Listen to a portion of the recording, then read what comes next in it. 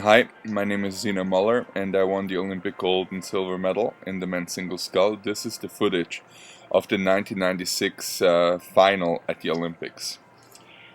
Porter won the gold medal in 1992 in the Canadian 8. He won the gold medal in the single scull in 1993. This is my idol, Thomas Lange, who won gold in 92 and 88 in the single scull. This is me. Shaking my shoulders because I'm nervous, sitting next to my idol. This fellow here from Slovenia won the gold medal the year before in the single scull. And this fellow here from Norway was the junior world champion in 1994, so 2 years earlier. So everybody in this field had won a gold medal at one point or another. Chalupa on the lane 1, he won a whole bunch of silver medals. Thomas Lange had been a world champion about 5 or 6 times by this time, and I always dreaded waiting for the start to happen. So this is the moment I like the least in a race. I'm in the white boat, Swiss made by Jörg Weitenauer. The yellow boats are Empachers, so German boats and one Swiss boat here. The red cups of the bow bowl, they sink down, and off we go here. I did a lot of training in California leading up to this race here, and one of the things that my coach and I were always discussing was to make sure that we pace well the race. And one of the things that could easily happen in an Olympic final is that you go out the blocks too fast. And the day before the race, I said to my coach Marty Aitken that I feel stressed, and then he said, "Listen, don't feel stressed, because you've never won a medal. Any medal is a good medal, and when the race unfolds, if you're in 6th position, try to go for 5th. If you're in 5th, try to go for 4th. When you're in 4th, try to go for 3rd, then 2nd, and if you can, go push for the 1st.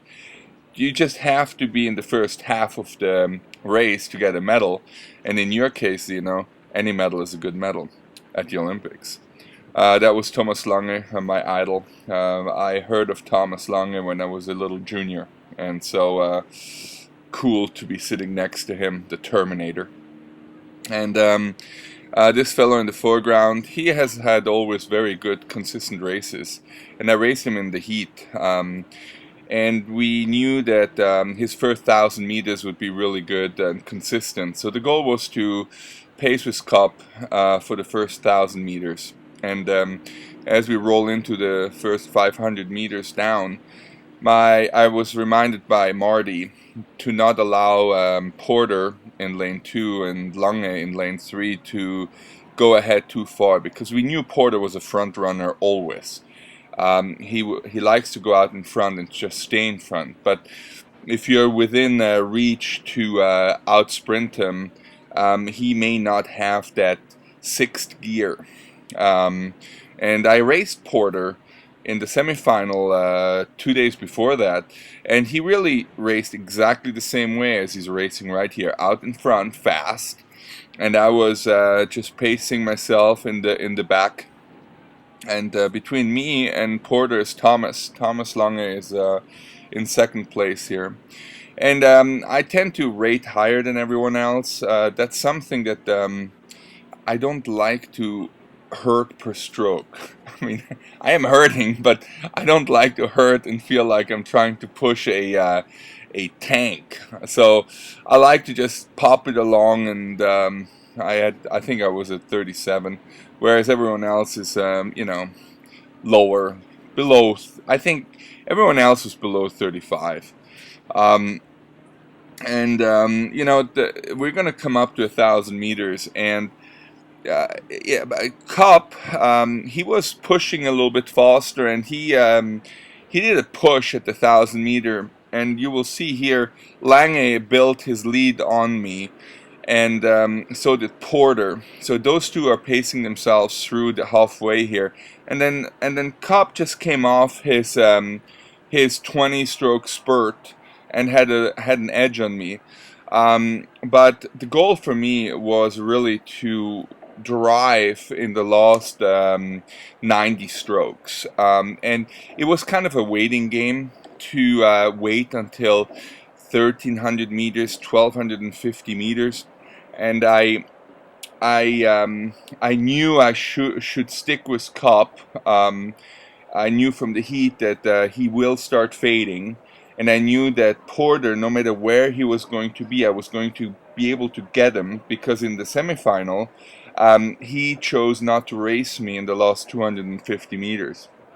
And here, now I'm pushing a little bit more with torque. I'm holding on to the pressure just a little bit more as I was moving the boat. And you know, my life was pretty simple back then. It was eat, sleep, row, repeat. And I had really great preparation. I raced the men's lightweight double scull a week earlier, and they had actually won the gold medal the following day. So I was ready for it. I certainly needed a pep talk from my coach the day before. But as you can see here, you know, you start hearing the people in the background, and that is something, you know, the line's coming. And while you know the line's coming, you also are in your counting. And I knew I was getting now into the last 500 meters, and I was already into my first 30 strokes from the last 90. So right now I knew I had 60 strokes to go.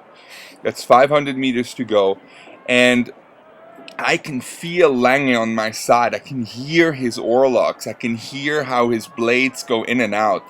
And as I sensed Lange, I knew that Porter couldn't be that far off.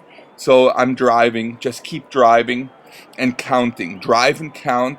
And I'm waiting for those red buoys, those last 250-meter buoys that we so carefully observed every single day before this final.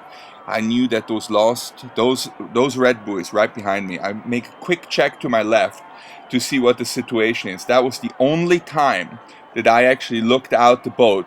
And so shortly after I looked out, I started pushing harder and driving it. Every fourth workout that we did leading up to the Olympics for a year and a half was to build the last minute with slightly more stroke rates, slightly more torque, making sure that the stroke rate and the torque leads to greater boat speed. And so here I am just counting the strokes, cannot believe that I have 20 strokes left. And I was counting the boats because when I was a junior, a 15-year-old junior, I thought I had won the national championship, just to find out that I came in second. And I was counting 5 boats, and I was afraid here that they were still going to come and catch me. My mom was on the grandstand on that side. My wife was there, my sister, and the sense of peace that came down onto me when I finally heard that horn at the finish line was unbelievable. It was like a cloak, because I had always struggled with an identity. I always was a foreigner in wherever I lived. I lived in France for 11 years. I lived in Spain and Germany, and I was always a Swiss kid. But I knew that by winning the gold medal, and I'm saluting my competitors, and I'm saluting my family on the grandstand.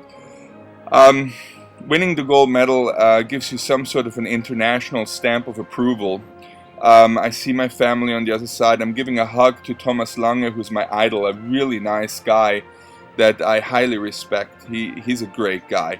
See how much taller he is than I am, and then Porter is a bit taller, and I happen to be heavier than both of them. 2 strikes against me.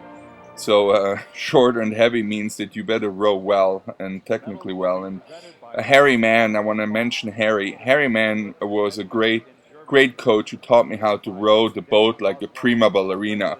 And Marty Aitken taught me how to really enjoy training, and he really understood Harry Mann's technique. So I was extremely fortunate to have 2 great coaches, and I thank them from the bottom of my heart. The boat behind me is the Red Bull boat, and I hope you enjoyed this, you guys. I coach Xeno, rowingcoach.com. Bye, you guys. Bye.